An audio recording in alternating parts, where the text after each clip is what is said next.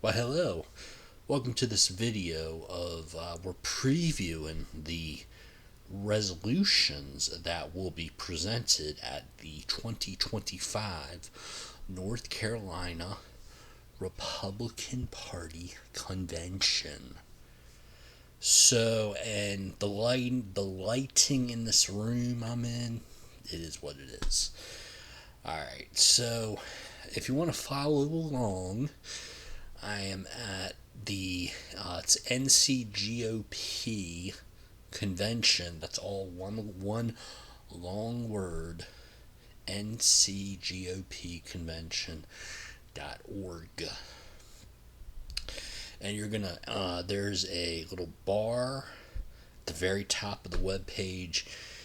If you click on business and then go down to scroll down, the second to the last one is resolutions report. Click on that and you can follow along with me. Let's see. I am not going to read every single resolution. I will, however, read the title of each resolution. Some of them have just been really repeats of prior year's resolutions that did not get looked at or did not get passed, or variations of resolutions that have already been passed, and frankly ones that I just don't find very interesting. But anyway, it says here at the top, it says resolutions play a vital role in our organization. They send a message, inspire action, and honor important causes or individuals. While they do not carry the force of law, policy, or platform, resolutions are an essential venue for introducing and testing ideas that may one day shape our laws and policies. Okay, so you have table of contents of all the resolutions. I'm going to go down here. I'm going to bypass the table of contents here in favor of the resolutions committee overview.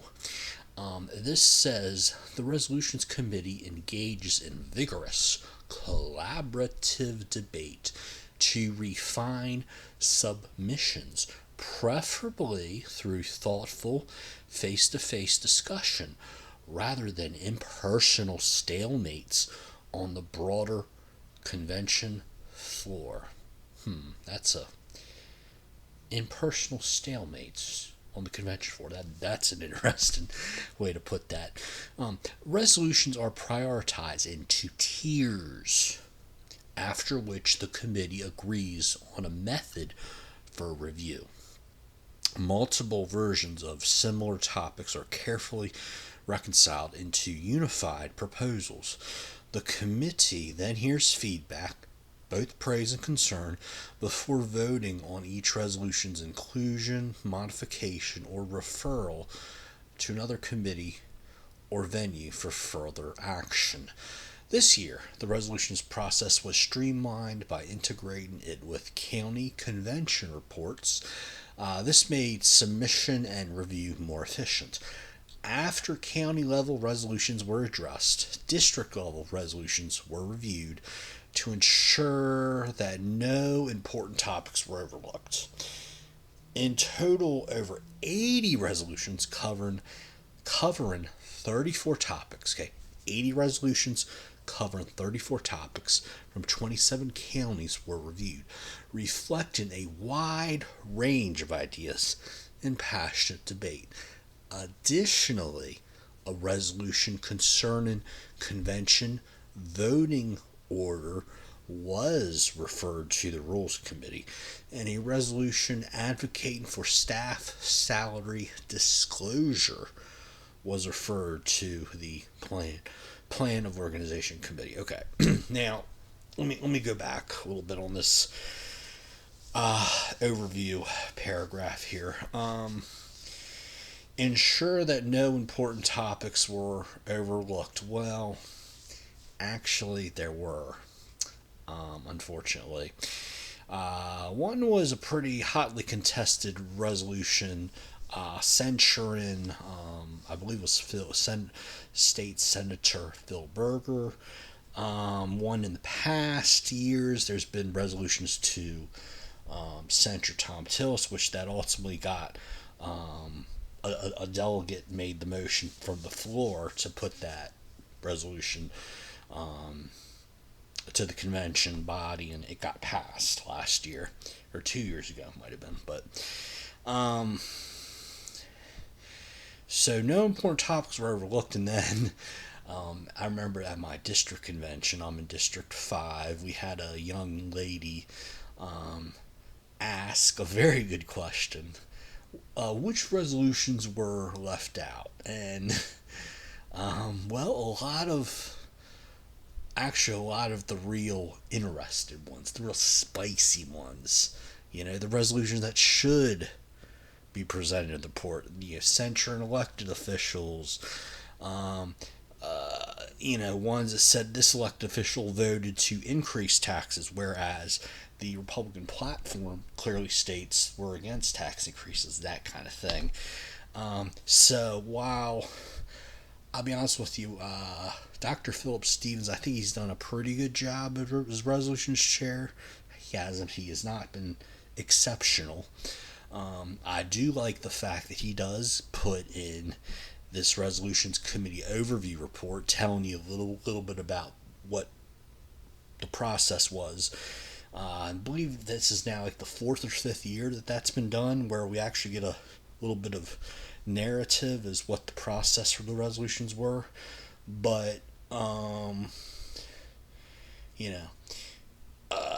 the only way to really know all the resolutions is to ask the county and the district chairs, which the young lady did at District 5 convention back in April. So yeah. So there is still kind of that reputation that the resolutions committee can be a black hole for party business. As I said that probably over and over again. That's from Maddie Lawson from Dare County, said that at a district convention about 10 years ago I went to over in the east part of the state. But let me look at these resolutions. This first one I think is pertinent. It's very interesting. I'll go ahead and read it in its entirety. It's a resolution honoring former chair James Jim Hastings. Whereas Jim Hastings, former chair of the North Carolina Republican Party, went to be with his Lord on April 20th.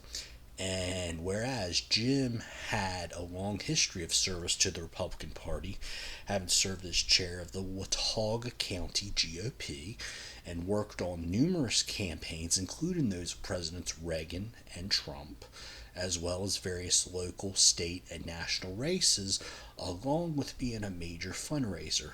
And whereas Jim was a 3-time recipient of the Order of the Longleaf Pine, one of North Carolina's highest civilian honors. And whereas Jim had a passion for charitable work, helping bring Meals on Wheels to residents across North Carolina, as well as co-founding Santa's Toy Box to bring joy to children, and volunteering for mission trips and leading Bible studies around the world. And whereas Jim dedicated a lifetime service to the Republican Party and to all those he encountered, therefore be it resolved that the North Carolina Republican Party memorializes and honors the legacy of service and dedication that Jim Hastings gave to the Republican Party, as well as local charities, and to the people of North Carolina to protect freedom and improve lives. Resolution honoring Jim Hastings. Sanctity of life resolution, that's on abortion, and that's been talked about a lot. I'm not going to go into that. Medical freedom and individual liberty resolution, a lot of that is with backlash against COVID procedures. Resolutions in support of U.S. Citizens Election Bill of Rights. That one's pretty self-explanatory. Another one's pretty self-explanatory. A resolution supporting the reintroduction of prayer, Bible reading, and the Ten Commandments in public life. The other one, a resolution to restore educational integrity, protect children, and sever ties with politicized organizations. That one I'll go ahead and read. That's got a lot to it, actually. It says, whereas children are exposed to inappropriate materials in schools and libraries, and whereas the American Library Association promotes divisive ideologies, and whereas school board transparency is essential, therefore be it resolved that the NCGOP urges legislation to prohibit conflicts of interest in school boards, require political disclosure, defund the state school board association, sever ties with the American Library Association. I don't know about all that, but restrict explicit materials, absolutely, and classify drag performances as adult entertainment. Could not agree more with that last one. This was passed originally in Robeson County as well as Union County and Congressional District 11. That is out in the far western part of the state. And let's see, a resolution supporting federal recognition of the Lumbee tribe, whereas the Lumbee tribe has a long history in Robeson County, and whereas the tribe has sought federal recognition for decades, and whereas President Trump signed a declarative supporting resolution, therefore be resolved that the NCGOP supports full federal recognition for the Lumbee tribe, and that of course was passed out of Robeson County. The resolution on reintroduction of prayer, Bible reading, and Ten Commandments in public life, that was out of Watauga County. U.S. Citizen Election Bill of Rights was Davison and Guilford counties, as well as District 6, central part of the state. Medical freedom and individual liberty, that was in Burke, Craven, Cumberland, Durham, Gaston, Granville, Guilford, Hoke, Lee, Richmond, Scotland, Stokes, Union, the Cabarrus County Executive Committee, whatever that is, okay. Congressional Districts 2, that's in the Raleigh area. District 3, East. District 6, Central. District 8, Central. District 10, Central. District 11, Far West. District 13, between Raleigh and Fayetteville area. Resolution, Sanctity of Life resolution, that was Burke, Cabarrus, Carteret, Chatham, Craven, Cumberland, Durham, Granville, Guilford, Hoke, Johnston, Lee, New Hanover, Orange, Richmond, Stokes, and Wake counties. Congressional districts were 2, 3, 4, 6, 8, 9, 11, 13. And let's see, I think that is all.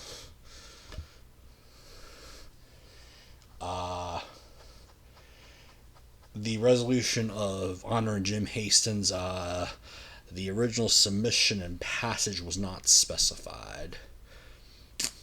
Okay, so that might have come from his wife, member of the family, a friend of the NCGOP, what have you, for Jim Hastings. Probably so.